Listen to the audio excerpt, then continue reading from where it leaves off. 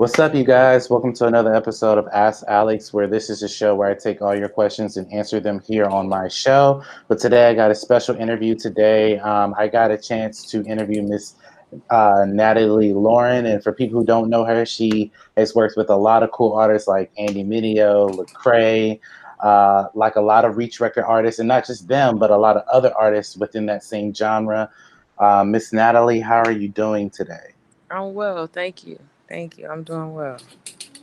Now, I've always been following since you when you first came out when you were Susie Rock, and I remember KB would like tweet your mixtape and all the different graphic design stuff that you used to do, and I was just wondering, how did you get started in all of this, like in just in music and the things that you are currently doing now? so I got started. Music was just an outlet. I don't know. I don't really know how I discovered it, but um, I feel like around 10 or 11, I was writing music. And then by the age of 13, my uncle, the late Wayman Tisdale, bought me a DR5, a drum machine, and would let me sit in the studio with him while he made music. He was a bassist. And he would be working on albums, and he let me sit in the studio. And from there, that kind of just opened up my mind to music and production and recording. And his daughter Danielle and a couple of my other cousins were just great singers and had a knack for harmony and melody in a way that I never really been exposed to. So a lot of my starting was just being around family who sung and picked apart notes and songs in a way that uh, yeah, I just kind of learned in a second-handed way, I guess. So Oh, okay, now that's pretty cool. So I remember when your mixtape came out, so what? And I hmm remember you had a website to download it and get it.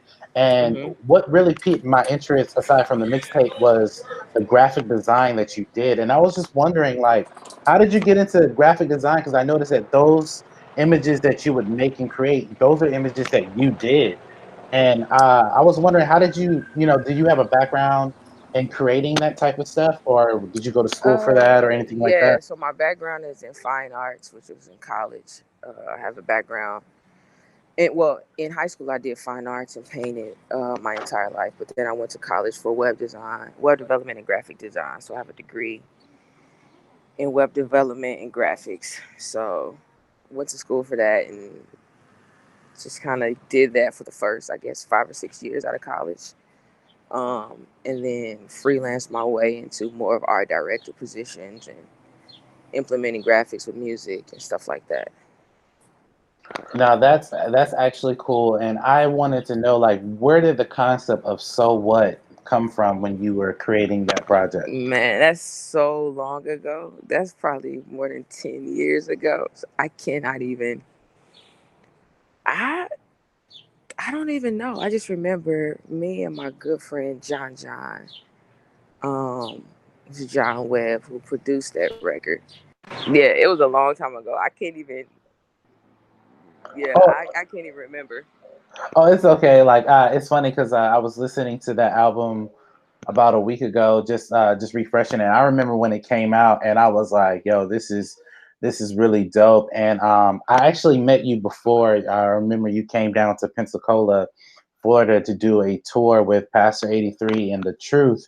And I think one of my I call him my older brother Tyler Burns, who basically set everything up for you and stuff. And I remember that day where you were performing your mixtape, and I remember at the time, Reach Records was promoting that they had just signed a new artist, and I just assumed that it was you.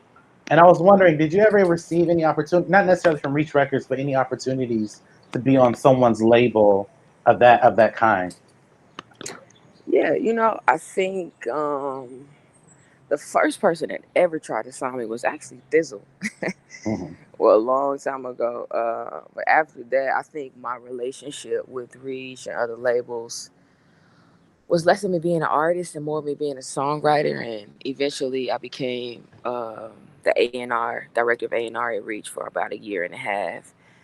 So I think there were talks of it at the time, but not really anything that I felt like made sense for me where I was at. And then I think also for labels too, just trying to adjust to what does it mean to have a female artist at the time when I was rapping, and the nuances of that were a bit complex. So I mean, there's been opportunity to be an artist back in the day, but I think my trajectory just kind of ended up being in the songwriter A&R space more than a artist.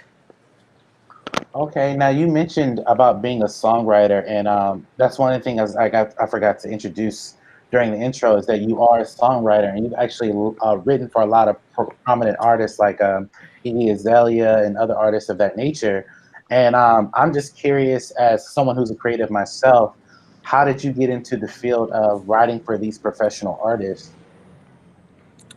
A lot of writing opportunities just come from natural relationships. So with a lot of these artists that I've worked with, it's me knowing a friend who's working with the artist, or with the Iggy, I knew her before she was signed. So there was already a relationship there. And then one of my best friends was her manager and the person who actually broke her into the industry. And she was signed to another guy I was working with. So it was just personal relationships, really, more than networking or anything else. It really just comes down to being able to press play and having a catalog of music ready, but also just having relationships where people trust you and are comfortable with you being in a room with other writers and artists.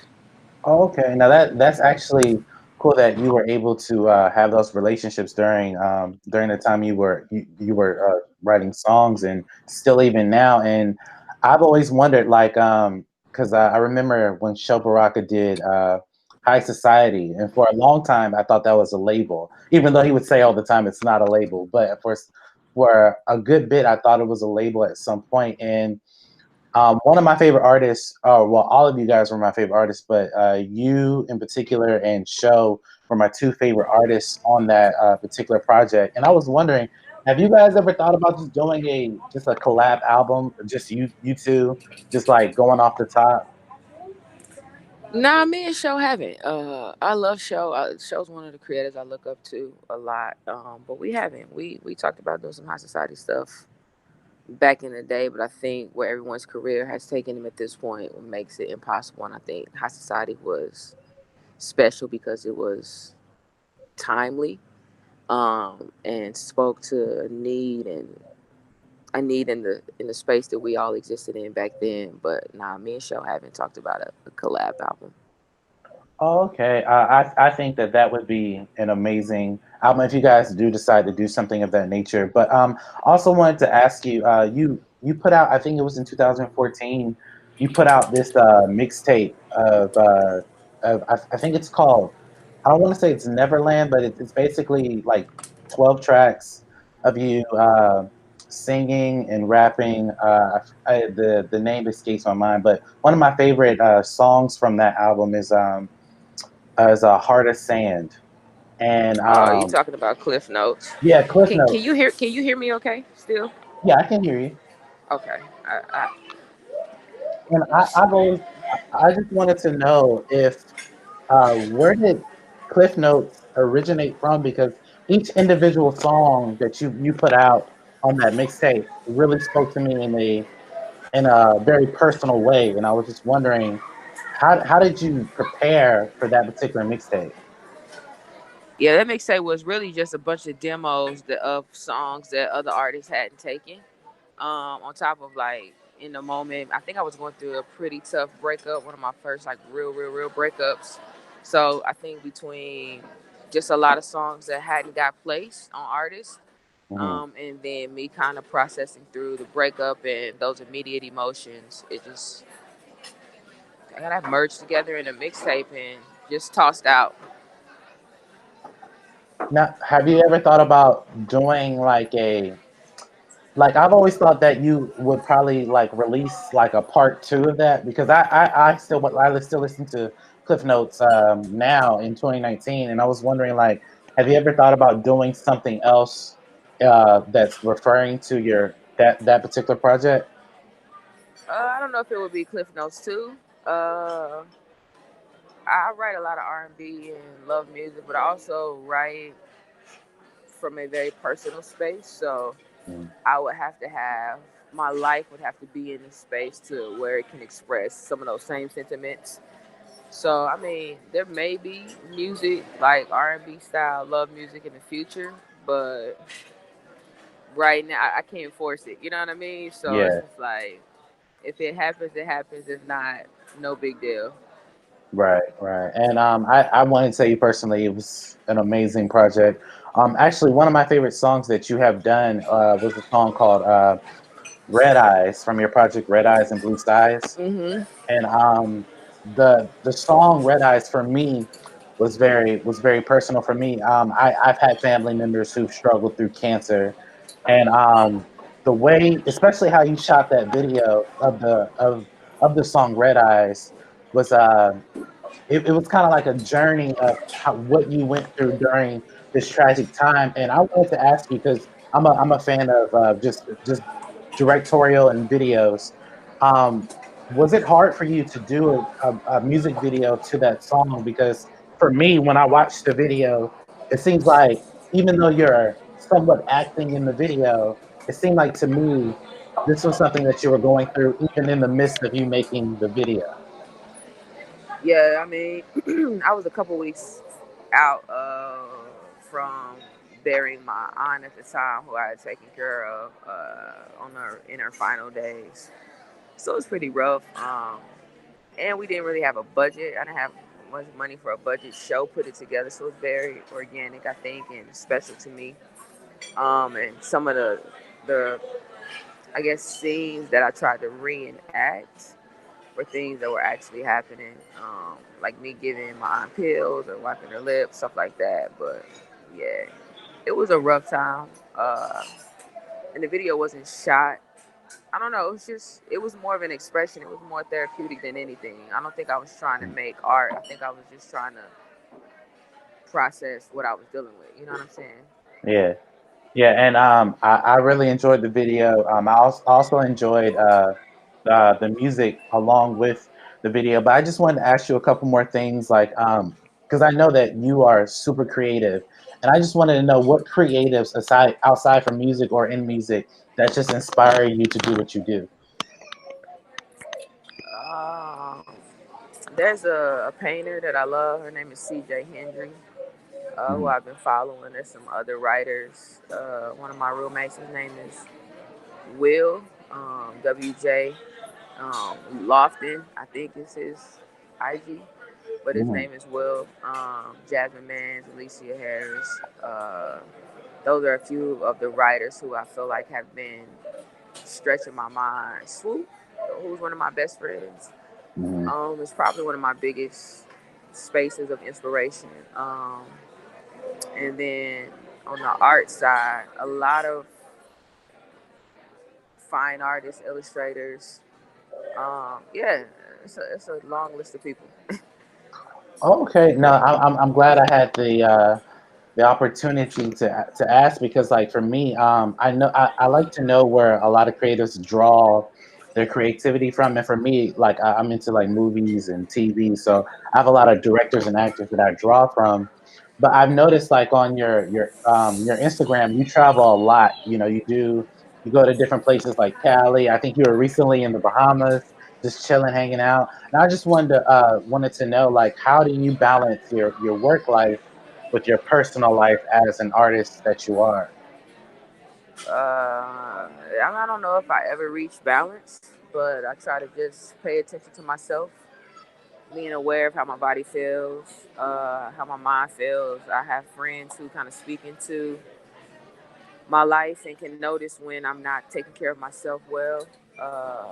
My pastor is one of my good friends as well, making sure that I'm spiritually in a place, or just kind of checking in on me. So I don't know if I ever achieve absolute balance, but I think being very aware of yourself, getting to know yourself, and allowing other people in your life to kind of hold you accountable to what it means to be healthy mentally, emotionally, physically, spiritually. I think you can, you know, start a journey towards balance. I don't know if I'll ever achieve maximum balance, but I think self awareness and yeah, being mindful of who I am and what I need to remain a healthy person at large. So That's actually really good to hear because a lot of people in my personal life, in a sense, kind of like how you mentioned, like pastors, close friends, family, they keep me grounded in certain things as well. And I'm glad. It's really refreshing to hear like an artist to say that because I don't really hear that a lot from other artists. But a couple more questions I did want to ask is like outside of music and art, what do you do like just for fun? Like for me. I love going to the movies. It doesn't matter what it is. Like it could be a weird movie or a an action adventure movie like Avengers. What is that thing that you just love doing just for yourself? yeah, I mean, I love being outdoors. So hiking, painting, um, plants, taking care of my plants, plant shopping. Yeah, just being outdoors, really. Okay. Okay, and the last question I wanted to ask is that are can we expect any more personal projects that you may make in the near future, or are you just going to stick to just Nah, songwriting? I'm dropping some music next week, Oh, okay. and then you the first person I told that to. That's why I started laughing. Oh, okay. Yeah, I'm gonna drop some music next week, and then I'll drop a project in the fall. So, Oh, okay. yep. Since I'm the first person, this interview will drop this Monday. But is there any a way you could tell us what that project is on here, or do you want to wait till next week? Yeah, I gotta wait because I don't even know if I was supposed to say that. So I gotta ask my man. I got a new manager. I don't even know if I was supposed to say that, but it's whatever. Yeah. Okay, okay. So I won't. I mean, I'm glad I was the first person you told me. I'm glad I'm able to break that on my channel. But yeah, I'm so glad to hear that because I will reach out or go listen to it wherever it comes out. Will it come out on like iTunes or the Yeah, no? yeah, it'll be out everywhere. Oh, okay, cool. So I'll definitely check that out for myself because I am a huge fan. And thank you for being on the show. I do appreciate it. Where can everyone find you on social media? Uh, dang, what is my name? Natalie Lauren Sims on Instagram. I'm not really on Twitter. Hmm. But Natalie Lauren Sims on IG is pretty much where you can find me. Okay. Okay. Hmm. Oh, I'm sorry. I had one more question. I'm looking at my notes. I had one more question. This is towards the beginning, but I wanted to know what was the motivation to change your name from Susie Rock to your real name, Natalie Lawrence? Just outgrew it. That's it. Nothing deep. Oh, Just okay. outgrew it. Yeah. It's funny because when I asked Andy why did he change his name from C Light to Andy, and he was just basically saying like, essentially what you said, like I grew it, like I just want to be me, Yeah. you know. But thank you once again for being on the Thank show. I you. really do appreciate it. Thank you guys for watching this video. Please like, comment, and subscribe to my YouTube channel. And if you haven't already, check out my Patreon page. It's going to pop up on my screen. You can be a supporter to help support everything that we're doing here in Momentum Media. And as always, thank you for watching this video, and you guys have a blessed day. Thank you so Thank much. you guys for watching this video. Go ahead and subscribe to my YouTube page to get more exclusive content coming from my YouTube channel. And if you want to watch my previous videos, go ahead and click on this video up here or this video down here where you get to see more exclusive content coming from my channel. Thank you guys for watching this video, and you guys have a blessed day.